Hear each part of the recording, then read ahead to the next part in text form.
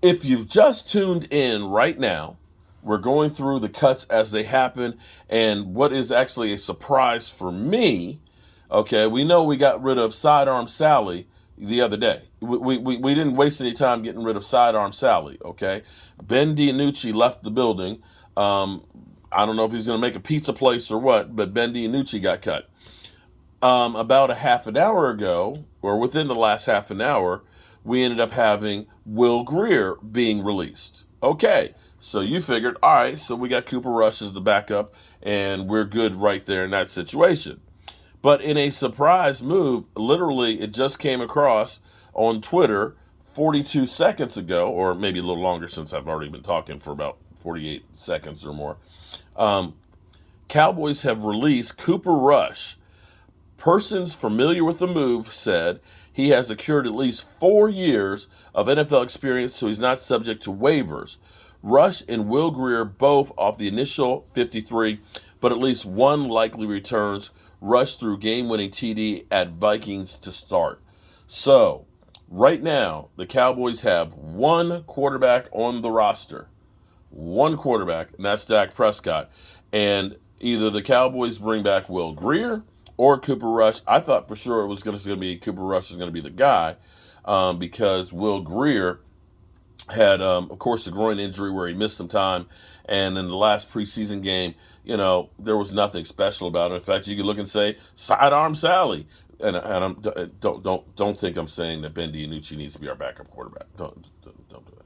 But it just depends on what you look at. If you look at Cooper Rush and say, well, Cooper Rush, he did play that game in Minnesota, got the victory, so he's 1-0 as a starter. He's got a perfect record. He actually looked pretty good on that one. Hasn't looked great through preseason this year, but, at least he has some experience. He knows everything. But you look at Will Grier and say, well, Will Grier can actually, if his groin is healed, can probably run better and run for his life, which may be a necessity with Tyron Smith going. And a lot of people wanted him to be the guy for the Cowboys. But like I said, that last preseason game where you're going against, third stringers as well, you didn't see anything that said, that's great. And for those out there that say, hey, we should go trade for Jimmy G. Well, they redid his contract, although the way they did his contract, I believe it actually makes it better for them to be able to trade him when somebody does lose the quarterback, because they'll say, hey, we've got a contract-friendly deal here, and instead not worrying about how much money that you're spending on him, it's about what I can get back in return. So that's actually a really good move, I think, for San Francisco. Instead of just saying we're going to cut him and get nothing and take the cap hit, restructure the deal, save some money, and still be able to trade him. But unless we want to go out and sign Cam Newton, which I know that nobody's going to want him, or Kaepernick, there aren't great players out there as backups to get. And at least the guys that you have between Will Grier and Cooper Rush, they at least know your system. That's about all I can say about that situation. We have made some other moves from Jake McQuaid, our long snapper, has been released, but as well as Brent Maher. Money Maher has been released too, but they will be brought back, into the fold. It's basically a wink-wink deal. We're getting you off the roster, and we're protecting guys that we know will go, and we want to keep them. So these are the games that are being played right now, because there's young guys on the roster that you want to hold on to, that if you cut them, somebody's going to snatch them up from what they've seen in preseason. So you look at it and you deal with the vested guys, the Cooper Rushes and things that have had the 4 years of time occurred, that they're not subject to the waivers, and that you can bring them back. So that's where we are right now. So Cooper Rush, 5 minutes ago, was released. And let me go back through again for shout out to everybody that's already in here. We got 300 people already here. I know it's early on the West Coast, but the news in the NFL can happen at any time. So Cooper Rush has been released. Jake McQuaid, our long snapper. Money Maher has been released. All three you expect to have back. Will Grier, I think, will be the one that maybe gets back on the practice squad if he's not picked up, but we'll see. We also have, let's see, who else do we have? We already talked about Brent Maher. Safety, Juanite Thomas was waived, the rookie. Um, Defensive lineman, Josiah Brunson. Carlos Watkins, which if you had told me at the beginning of training camp that Carlos Watkins was going to be released, I was going to say he was penciled in to be our starter.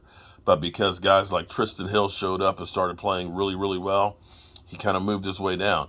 I'm going to be interested to see if Terrell Basham is actually waived as well. Safety Tyler Cole, rookie safety cornerback, he was waived. Running back Malik Davis has been waived. Offensive tackle Avante Collins was waived, but a lot of these guys are going to try and bring back on the practice squad. Center guard Braylon Jones was also waived. Um, our tight ends right now that have made it are Dalton Schultz, Jake Ferguson, and Peyton Hendershot. Peyton Hendershot's play, I believe, made Sean McKenna cut.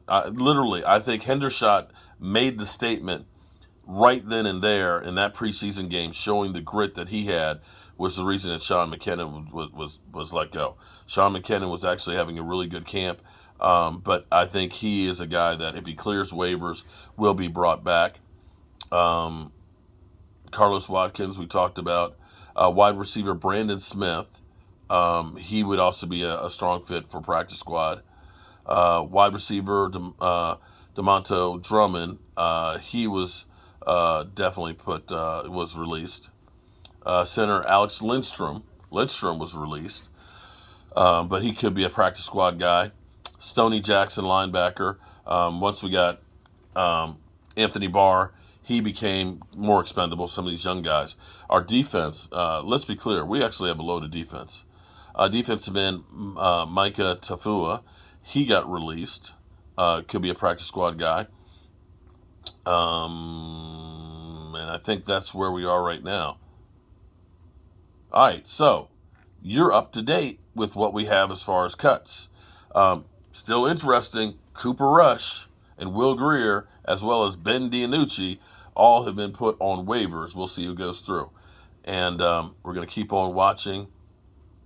So far, it's been 10 minutes since the last cut was announced, which was the Cooper Rush one. Maybe they're taking a break right now. The Turk is circling in there. He's looking for people. Some of the players are hiding. They're hiding in the lockers because they don't want to get. They don't want to be found by the Turk. It is hope that they can bypass it. But honestly, though, this is a tough time for all of the NFL players that are there. Some veterans, this may be the last chance that they have to play football. Careers are ending. Some rookies who had hopes and dreams of making it, this is the end of it. Others, maybe it's just the beginning of finally making an NFL team and seeing where they're going to go. And so that's where we are right now. And hopefully the Cowboys are making the right moves here. We'll see if the Cowboys do start picking up, because this is where, the Cowboys are looking just like we are, not at every team, to see who's released, to see who might be a fit for the roster, and so on. So we'll keep on watching and see what's going to happen. The next couple of days are going to definitely be interesting. So that's where we are.